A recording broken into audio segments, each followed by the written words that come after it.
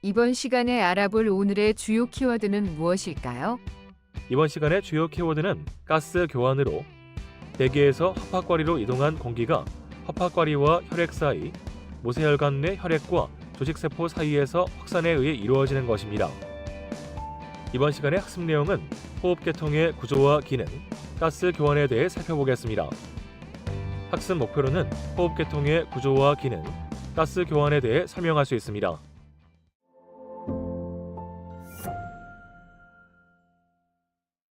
안녕하세요. 이번 시간은 호흡 생리에 대해서 공부하도록 하겠습니다. 여러분들이 아시다시피 호흡은 여러분들에게 필요한 산소를 몸 안으로 이렇게 들여오게 하는 과정이고요. 그리고 여러분들 몸 속에서 물질 대사 이후에 이렇게 생긴 노폐물, 가스상의 노폐물인 CO2를 몸 밖으로 배출시키는 그런 구조 계통이다라고 보시면 되겠습니다. 먼저 호흡계통의 구조부터 알아보도록 하겠습니다. 호흡을 구조적으로 구분하면 전도 부분과 호흡 부분으로 나눌 수 있는데요. 전도 부분은 공기가 여러분들 몸속으로 이렇게 들어오는 길, 통로, 그런 역할을 하는 거죠. 그래서 코에서 정말 세 기관지까지의 통로가 전도 부분에 해당이 되겠습니다. 그리고 호흡 부분은 허파과리에서 산소와 이산화탄소가 교환하는 그 부위를 호흡 부분이다라고 얘기를 할 수 있습니다. 이걸 좀 더 해부학적 구조로 살펴보시면 이렇게 구분할 수 있죠. 먼저 상기도와 하기도로 이렇게 구분도 할 수 있습니다. 조금 전에 얘기를 했던 전도부는 코에서부터 종말 세기관지, 그리고 호흡 부분은 세기관지부터 허파과리까지를 이제 호흡이 일어나는 그런 부위다. 실제로 가스 익스체인지에 참여하는 공기가 이 부분에 있는 공기다라고 보시면 될 것 같습니다. 그리고 구조적으로 보면 코에서 인두 그리고 후두 부분, 그러니 공기가 여러분들 몸 안으로 들어오는, 그러니까 기관, 기도를 통해서 들어오는 그 전 단계가 상기도라고 합니다. 그래서 여러분들이 호흡기 질환 같은 경우 보면 상기도 질환과 하기도 질환을 이렇게 나눌 수가 있죠. 그래서 상기도는 코에서부터 인두, 후두까지가 끼고요. 하기도는 그 다음 기관, 기관지, 허파까지를 하기도라고 한다. 이렇게 여러분들이 구분하시면 될 것 같습니다. 그림을 잠깐 보시도록 하겠습니다. 그렇습니다. 여기 이제 코에서부터 이렇게 시작을 하죠. 코 있고요. 코 안 있고 인두가 있는데, 인두도 이제 코 쪽에 인두, 그 다음에 귀 밑에 인두, 그 다음에 목, 입안, 가까운 입안 인두, 그리고 이제 후두 뒤쪽에 후두 인두. 그래서 이렇게 크게 세 개로 구분할 수 있는데 이게 전부 인두다, 인두라라고 말할 수 있겠고요. 그리고 이제 실제로 공기는 이 후두라고 되어 있는 이 부분이 이제 후두 덮개에 의해서 이제 평상시에는 막혀 있고, 그러니까 음식물이 넘어간다거나 할 때는 막혀 있고, 여러분들이 호흡할 때 이게 열려서 이렇게 공기가 들어간다라고 보시면 되겠습니다. 이 공기가 들어가는 통로를 우리는 기관이라고 한다라고 보시면 되겠어요. 그리고 기관은 여러분들 가슴 부위에서 좌우로 이렇게 나눠지는데, 여기서부터 이제 기관지라고 합니다. 지는 이제 가지라는 얘기인 거잖아요. 그래서 기도가 나누어진 부분이다라고 보시면 되겠습니다. 오른쪽과 왼쪽 이렇게 두 개의 가지로 나눠지고, 그게 이제 아주 작은 가지들로 계속 이렇게 나눠져서 세 기관지까지, 그리고 이제 정말 세 기관지까지 이렇게 나누어지고, 그 끝부분은 허파과리로 이렇게 구성이 되어 있습니다. 실제로 그곳에서 모세혈관하고 그 가스 익스체인지가 일어난다라고 보시면 될 것 같습니다. 여기 그 인두 부분을 잠시 살펴보시면 인두는 세 부분으로 나눠진다고 얘기했었잖아요. 코인두, 입인두, 그리고 후두인두, 이렇게 세 부분인데, 코인두 부분에 있는 부분이 인두편도라는 게 있어요. 인두의 위쪽 부분에 해당이 되거든요. 그래서 인두편도가 있는데, 이 편도가 하는 일이 뭐냐 그러면, 여러분들이 외부에서 공기가 들어올 때, 즉 다시 말해서 그 공기 중에는 여러 가지 이물질들이 다 섞여 있겠죠. 그래서 그런 이물질들이 여러분들 몸 안으로 들어올 때 그거를 걸러주고 방어해주는 면역기관이다라고, 제1차적인 면역기관이 편도입니다. 이제 그 코 바로 아래쪽에 있는 편도를 인두편도라고 하고요. 입 좌우에 있는 편도, 그러니까 입에서 인두로 넘어가는 그 부위에 목구멍 편도가 있고, 그 다음에 혀 아래쪽에 혀편도가 있습니다. 해편도가 있고요. 그리고 이제 그 아까 얘기를 했던 공기가 들어가는 입구 후두 부분에 인두를 후두 인두 이렇게 세 개로 구분해서 얘기를 할 수 있습니다. 근데 해부학적인 위치니까 한번 살펴보시면 좋을 것 같습니다. 이 후두에는 뭐가 있냐 그러면 공기가 이제 지나가는 통로인데 그 중간 부분에 여러분들 여기 그 목을 만져보시면 이렇게 톡 튀어나와 있는 부분 있잖아요. 이 부분이 바로 성대 부분이에요. 성대 부분. 그래서 성대는 이렇게 인대가 이렇게 있어요. 그리고 이제 이게 아주 얇은 막으로 이렇게 되어 있는데 여기 이 부분을 성대주름 또는 성대라고 하고요. 옆에서 보면 약간 이렇게 아래쪽에 존재합니다. 옆에서 보면 여기를 성대주름 또는 성대라고 얘기를 합니다. 그다음에 이 옆에 부분 보이시죠? 이 옆에 부분, 이 부분은 이제 거짓성대 또는 안뜰주름이라고 얘기를 합니다. 약간 위쪽에가 있는 주름이다라고 보시면 되겠어요. 그리고 이제 여러분들이 호흡할 때는 이렇게 넓게 열려서 공기가 들어갈 수 있도록 하고 그리고 이제 소리를 낼 때는 이 부분을 이제 조여서 좁게 하거나 넓게 할 때 소리의 높낮이, 크기가 결정이 된다라고 보시면 되겠습니다. 그리고 이제 기관주로 이제 나누어지는데 실제로 여러분들 왼쪽, 오른쪽 폐로 이렇게 나눠진다고 얘기했었잖아요. 왼쪽은 입이 2개로 되어 있습니다. 그리고 오른쪽은 3개의 옆으로 이렇게 나누어져 있다라고 보시면 되겠습니다. 그리고 여기 그림을 잠깐 보시면 기관에서 기관지로 가고 또 그 기관지들이 이렇게 소기관지로 이렇게 딱 나눠져서 세기관지, 종말 세기관지까지 이렇게 가겠죠. 이런 끝부분에 정말 세기관지 끝부분에 이제 저 뒤쪽에서 그림을 잠깐 볼까요? 네, 이 부분이에요. 이게 여기가 이제 호흡 세기관지까지 오고 정말 세기관지까지 오면 여기에가 이제 이렇게 포도송이 모양처럼 이렇게 생긴 부분이 있죠. 이거를 허파과리라고 합니다. 어디에 여기 있네요. 허파과리라고 이렇게 되어 있죠. 그래서 허파과리가 이렇게 있고 이 주변을 모세혈관들이 이렇게 좀 채워져 있어요. 모세혈관들이 채워져 있습니다. 한 개의 허파과리에 약 한 2,000개 정도의 모세혈관이 이렇게 둘러싸여 있다라고 보시면 될 것 같습니다. 이 부분에서 사실은 가스 익스체인지가 일어난다라는 것을 여러분들이 알고 계시면 될 것 같아요. 여기 기도를 통해서 이제 그 기관지, 세기관지, 종말 세기관지의 상피 부분들이 조금씩 다른 부분이 있어요. 한번 살펴보고 가겠습니다. 기관과 기관지는 중층의 섬모 원주 상피로 되어 있고요. 주로 세기관지는 단층 섬모 원주 상피예요. 그리고 이제 종말까지 가면 단층 섬모의 입방향으로 상피세포가 되어 있다라고 보시면 되겠습니다. 여기에서 공통적인 특징이 뭐죠? 섬모예요, 섬모. 이 섬모는 기관지, 세기관지로 이렇게 들어오는 공기 중에 들어있는 이물질을 걸러주는 그런 역할을 합니다. 그래서 못 들어오게 하는 거죠. 그래서 이런 것들은 나중에 기관지 바깥쪽으로 이렇게 내보내서 가래 형태로 내보내는 이제 그런 역할을 하게 된다라는 거 알고 계시면 되겠습니다. 그리고 마지막에 폐포, 허파과리가 있죠. 여기는 아주 얇은 호흡상피로 되어 있어요. 호흡상피는 대부분 이제 단층 편평 상피로 되어 있어요. 그리고 그 주변에 이제 모세혈관이 둘러싸여 있다고 얘기했었잖아요. 이 사이에 이제 아주 얇은 막을 형성을 해서 그 사이에서 O2와 CO2가 교환이 된다라고 보시면 될 것 같습니다. 바로 그렇게 되어 있는 부분을 한 번 더 살펴보죠. 여기가 허파과리를 구성하는 단층 평평 상피와 그 다음에 모세혈관 상피 그 사이의 막이 이렇게 구성이 되어 있습니다. 이걸 이제 호흡막이라고 하거든요. 여기가 지금 허파과리 상피예요. 여기가 허파과리 상피고 여기가 이제 모세혈관 상피인 거죠. 그리고 그 사이가 공간이고요. 그래서 이 공간 내피까지 해서 이 부분을 호흡막이라고 한다라고 보시면 되겠습니다.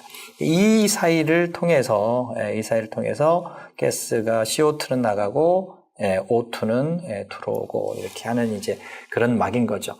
이게 이제 두꺼워지면 이런 가스들이 서로 이렇게 주고받기 교환하기가 쉽진 않으니까 이 부분은 얇은 단층 평평으로 되어 있다라고 보시면 될 것 같습니다. 그리고 이제 여기에서 이제 중요한 게 뭐냐 그러면 여기에 자세히 보시면 위쪽 그림을 좀 보셔야 되겠죠. 예, 여기가 이제 모세혈관이잖아요. 모세혈관인데 여기 보시면 표면 활성제 분비세포라고 이렇게 되어 있습니다. 이게 이제 여기는 이제 허파과리에 이제 단순 편평상피고요. 이게 중간중간에 하나씩 있어요. 그리고 여기 보시면 또 큰 포식세포 있죠. 이 큰 포식세포는 여러분들이 이제 혈구할 때 얘기를 했었는데 혈액에서는 모노사이트 그 단핵구가 포식작용을 하는 이제 세포로 바뀌면 큰 포식세포가 되잖아요. 허파에서 그런 역할을 하는 면역 세포입니다. 네, 큰 포식세포가 이렇게 존재한다라는 거 보시고 살펴보시죠. 네, 호흡막에 조금 전에 여러분들이 보셨던 것처럼 네, 거기에 허파꽈리막이 있었잖아요. 거기에 제1형과 제2형 세포가 있었습니다. 제1형은 표면상피세포예요. 그러니까 좀 전에 얘기를 했던 가스교환이 일어나는 세포가 바로 표면상피세포고요. 그 사이사이에 이제 중격세포라고 있는데 여기는 이제 표면 활성 물질을 분비하는 이제 세포인 거죠. 이 표면 활성제가 이렇게 의미하는 바가 굉장히 큽니다. 여러분들이 호흡을 할 때는 여러분들이 기관지 이렇게 부풀어 오르고 그리고 호흡막이 이제 그 가슴막하고 이렇게 쓸리게 되고 이제 그렇게 했잖아요. 그래서 그렇게 되면 마찰이 생겨서 그 통증으로 인해서 호흡을 할 수가 없어요. 그래서 그거를 윤활작용도 하고 또 부드럽게 호흡이 될 수 있도록 이렇게 표면 활성제가 분비가 되는데 태아에게 약간 임신 말기에 좀 미숙아로 이렇게 태어나게 되면 이런 분비가 잘 안 되는 경우가 생겨요.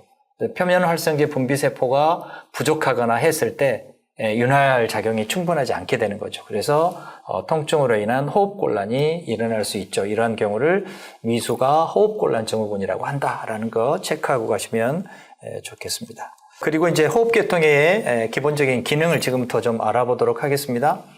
주요 기능은 조금 전에도 얘기를 했던 것처럼 가스교환이죠. 산소를 몸 안으로 받아들이고 CO2를 몸 바깥쪽으로 내보내는 이제 그런 가장 기본적인 가스 교환이 있고요. 그리고 여러분들이 이렇게 소리를 낼 수 있는, 말을 할 수 있는 발성 기능, 그 다음에 냄새를 맡을 수 있는 후각 기능, 그리고 조금 전에도 얘기를 했던 것처럼 이 물질을 내보낼 수 있는 이제 그 선모형의 상피세포들이 이렇게 기도를 쭉 구성하고 있고, 그리고 그 중간에 보면 또 포식세포들이 있어서 그것들을 막아주는 역할도 하고 하는 이제 그럼 여러분들의 몸을 방어하는 면역 기능도 같이 가지고 있다라고 보시면 될 것 같습니다. 그러면 이제 호흡은 어떻게 하게 되는지, 어떤 원리로 하게 되는지 한번 살펴보도록 하겠습니다. 여러분들의 호흡 운동은 근육에 의해서 합니다. 그러니까 호흡을 하기 위해서는 거기에 관련된 근육이 움직여야만 호흡이 자연스럽게 되는 거죠. 물리적인 원리를 먼저 생각을 한번 해보도록 하겠습니다. 여기 보시면 선생님이 이제 그림을 좀 가지고 왔는데 여기 보시면 여기가 지금 현재 날숨이 끝난 상태인 거예요. 내보낸 상태이죠. 그래서 이제 허파 모양이 이렇게 생겼습니다. 그런데 이제 그러면 공기가 들어오려면 이 허파의 공간이 넓어져야 되겠죠. 이렇게 넓어지고 또 아래쪽으로 이렇게 넓어져서 이 빈 공간으로 가슴이 커지면 그 사이에 공간이 음압이 형성이 된다는 거죠. 음압이 형성돼서 자연스럽게 공기가 들어오게 하는데 이렇게 가슴을 넓혀주는, 가슴을 확장시켜주는 그런 근육의 작용이 있어야 된다는 거예요. 그럴 때 그만큼의 공기가 바깥쪽에서 안으로 이렇게 들어올 수 있게 된다는 얘기인 겁니다. 그런 원리로 선생님이 근육들을 한번 살펴보도록 하겠습니다. 여기가 지금 보시면 들숨에 사용되는 근육들 있어요. 거기 들숨에 사용된다는 얘기는 가슴 무리를 넓게 해준다는 근육인 거잖아요. 그래서 회복 시간에 배우셨죠? 여러분들 그 립케이지를 이렇게 넓게 올린다라는 얘기인데 여기에서 가장 기본적인 근육이 뭐냐 그러면 여기 바깥 갈비 사이근입니다. 이 갈비와 갈비 사이에 바깥쪽으로 이렇게 근육이 형성이 되어 있는 근육이에요. 여기를 바깥쪽의 갈비 사이근이라고 합니다. 바깥 갈비 사이근이 이렇게 수축하면 립케이지를 이렇게 들어 올리는 역할을 합니다. 이렇게 들어 올리는 거고요. 그 다음에 조금 전에 이렇게 보셨던 것처럼 이 그림에서처럼 여기가 지금 가로막이에요. 가로막이 뭔지는 아시죠? 이 다이어프램은 가슴 쪽의 공간과 배 쪽의 공간을 구분하는 그런 이제 막이에요. 그래서 그 막이 수축하면 어떻게 되느냐라는 얘기인데 가로막이 수축하면 이게 내려옵니다. 그죠? 내려온 만큼의 이 공간이 넓어지겠잖아요. 그렇게 넓어진 공간만큼 공기가 들어온다라는 얘기니까 바깥 갈비사이근하고 이 가로막이 수축이 되면 그만큼의 공기가 이렇게 들어온다. 이렇게 여러분들이 알고 계시면 되겠고요. 나머지 이제 작은 가슴근이라든지 목갈비근이라든지 목빗근은 보조작용인 거예요. 가슴을 조금 들어 올려주는 보조 근육이다. 그래서 호흡에 관여하지만 메인은 아니죠. 메인은 아니지만 그래도 어느 정도의 도움을 주는 그런 근육들이다라고 보시면 되겠습니다. 그리고 이제 날숨이라는 얘기는 다시 말해서 이렇게 들어 올려줬던 케이지를 이제 누르게 된다는 거예요. 반대 방향으로 움직이게 한다라는 얘기인 거잖아요. 그래서 조금 전에 얘기를 했던 속갈비 사이근이 수축이 되면 이게 오므러져서 이렇게 가슴을 누르게 되고, 누르게 될 때 풍선을 이렇게 누르면 공기가 빠져나가잖아요. 이제 그런 원리로 나간다라고 보시면 되겠고, 여러분들이 배에 힘을 딱 주면 숨이 밖으로 쫙 나갑니다. 이렇게 누르는 거죠. 그리고 이제 그때 아까 가로막이 수축하면 들숨이었지만 이때는 이제 가로막이 이완이 돼서 밀어 올려주는 그런 역할을 한다라고 보시면 될 것 같습니다. 이해되시죠? 자, 그러면 이렇게 들어온 공기의 량이 얼마 정도 되느냐를 이제 한번 좀 살펴보도록 하겠습니다. 호흡 용적이라고 하는 것은 뭐냐 그러면 공기가 다른 부분으로 이동하는 양, 얼마만큼 공기가 이제 이동했느냐라는 얘기고요. 호흡 용량은 그런 그 공기들이 이것저것 합쳐져서 얼마 정도의 부피가 되느냐라는 얘기인 겁니다. 그래서 호흡 용량에 대한 용어를 좀 정리를 하고 넘어가도록 하겠습니다. 숨을 여러분들이 의식하지 않고 자연스럽게 숨을 쉴 때 들이쉬고 내쉬고 들이쉬고 내쉬고 할 건데, 그럴 때 이 숨의 양, 용량이 얼마 정도 되냐 그러면 약 한 500cc, 500ml 정도 된다라고 보시는 거죠. 이거를 뭐라고 얘기하냐 그러면 1회 호흡량이라고 합니다. 그리고 여러분들 자 한번 깊게 들여 쉬어 보겠습니다. 숨을 한번 들여 쉬어 볼까요? 최대한 가슴을 크게 하고 이렇게 들여 쉬어 보시죠. 얼마만큼 더 올라가는지 모르지만 여러분들이 평상시 쉬는 것보다 훨씬 더 많은 양의 호흡을 할 수 있는 거죠. 여러분들이 평상시 호흡보다 이만큼 더 하게 되는데, 이 호흡량이 여러분들이 얼마든지 더 쉴 수 있는 예비 용량인 거예요. 그래서 이거를 들숨 예비량이라고 한다라고 보시면 돼요. 그래서 이 들숨 예비량과 1회 호흡량을 합치면 들숨 용량이 되는 겁니다. 그리고 반대로 이제 내쉬어 보시죠. 평상시 있는 것에 내쉬면 훨씬 더 많은 양을 내쉴 수 있겠죠. 기관지 안에 공기가 많이 채워져 있다는 얘기입니다. 이제 그것이 약 한 1100 정도 되는데 이게 이제 날숨 예비량인 거예요. 그래서 방금 얘기를 했던 1회 호흡량, 들숨 예비량, 이게 이제 들숨 용량이었죠. 거기에 날숨 예비량을 합치면 이게 이제 폐활량이 되는 거예요. 여러분들 평상시에 폐활량이 좋다 나쁘다 뭐 그런 얘기 많이 하셨잖아요. 그리고 많은 양의 그 호흡량을 필요로 하는 운동선수들은 특히 폐활량이 굉장히 중요한데 이걸 다 합치면 약 한 4.6리터 정도 된다라고 보시면 될 것 같습니다. 그리고 이제 여러분들이 숨을 아무리 다 내쉬었다 하더라도 공기가 다 빠져나오지 않습니다. 왜냐? 여러분들의 기관지는 연골로 인해서 관 형태를 유지하고 있습니다. 형태가 유지가 되는데 관 형태가 유지가 된다는 얘기는 무슨 뜻이에요? 그 안에 공기가 잔존한다라는 얘기인 겁니다. 완전히 내보낼 수 없다. 그래서 그 양이 얼마 정도 되냐 그러면 잔기량이에요. 1201.2리터 정도 되는데 이거를 잔기량이라고 한다. 그래서 폐활량의 잔기량까지 합치면 여러분들 가슴에서 공기를 담을 수 있는 총 폐 용량이 된다라고 보시면 될 것 같습니다. 이런 정도로 여러분들이 정리를 좀 하시고 넘어가도록 하겠습니다. 호흡 용량까지 했죠.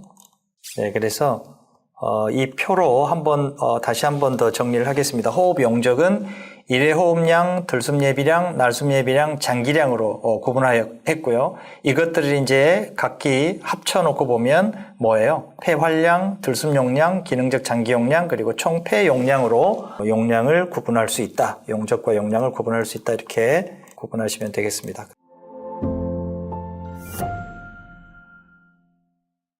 그러면 지금부터는 실제로 가스교환이 어떤 원리로 어떻게 일어나는지 한번 살펴보도록 하겠습니다. 가스교환은 공기에서 허파과리로 이동했던 그 공기가 허파과리와 모세혈관 내 혈액 사이에서 교환이 되는 즉 확산이 되는 이 과정을 가스 교환이라고 한다라고 보시면 되겠습니다. 중요한 거는 이제 공기 중에 산소가 얼마 정도 있느냐라는 얘기인 거예요.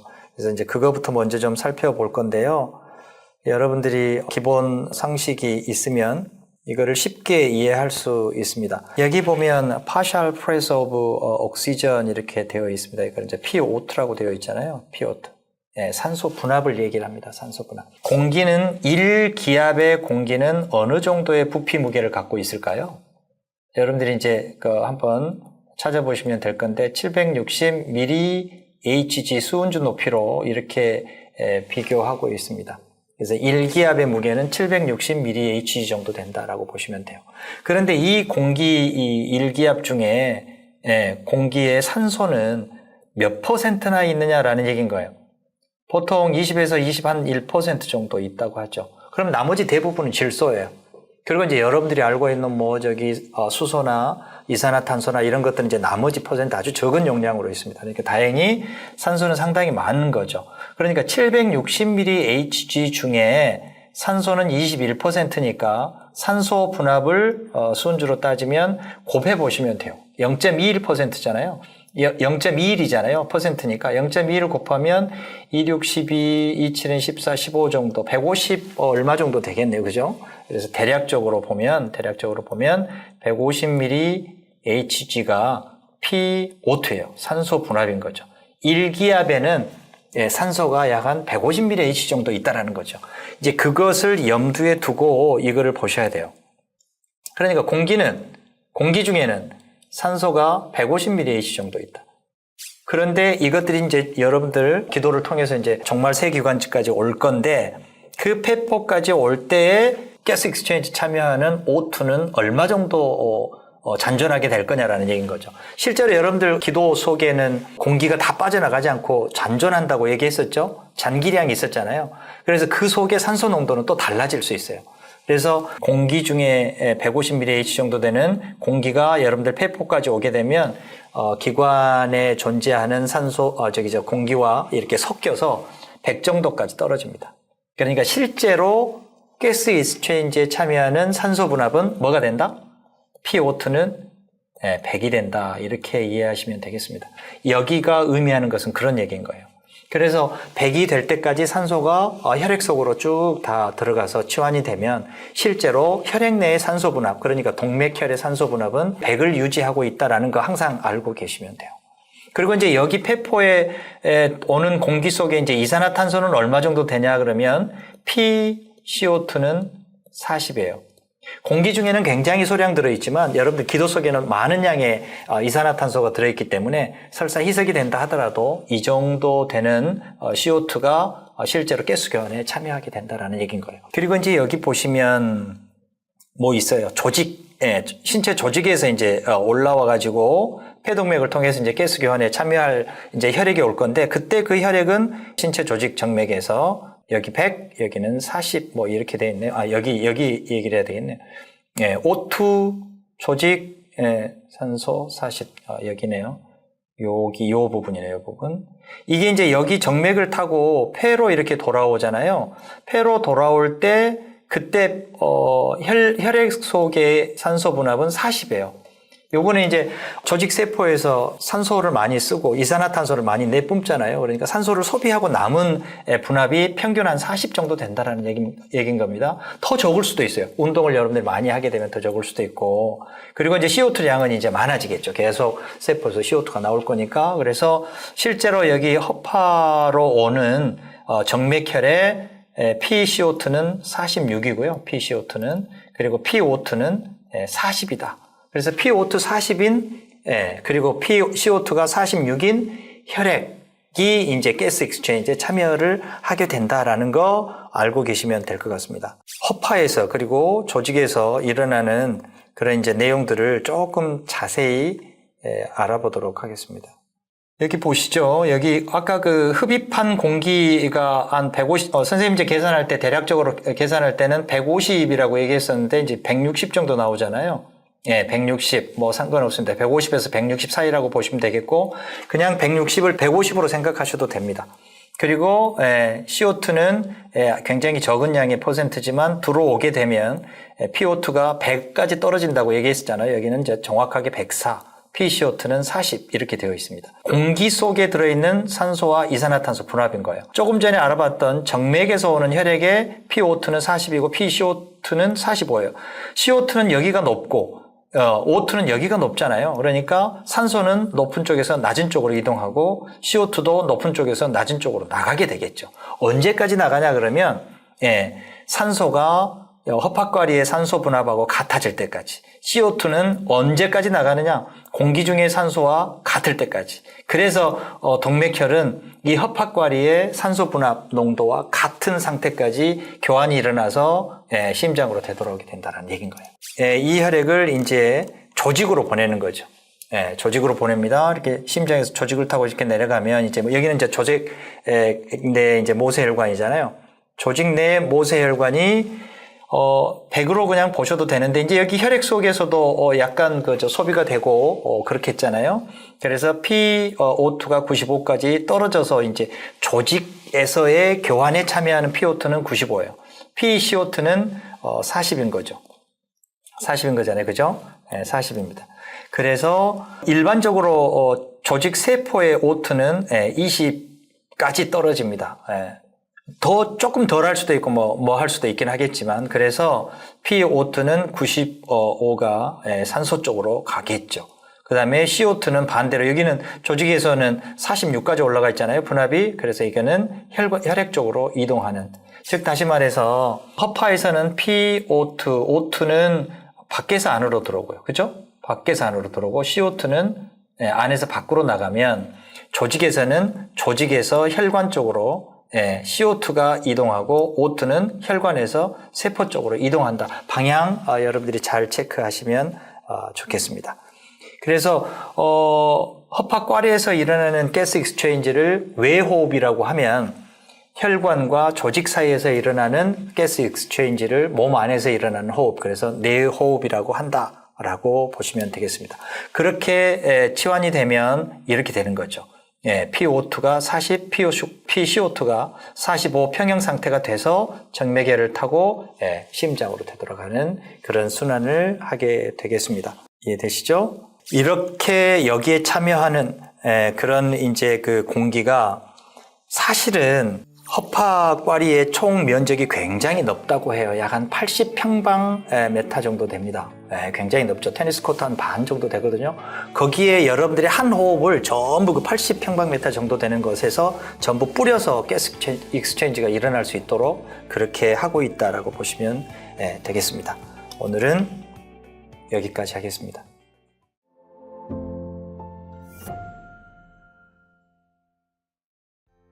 문제를 잘 읽고 학습한 내용을 바탕으로 풀이해보세요.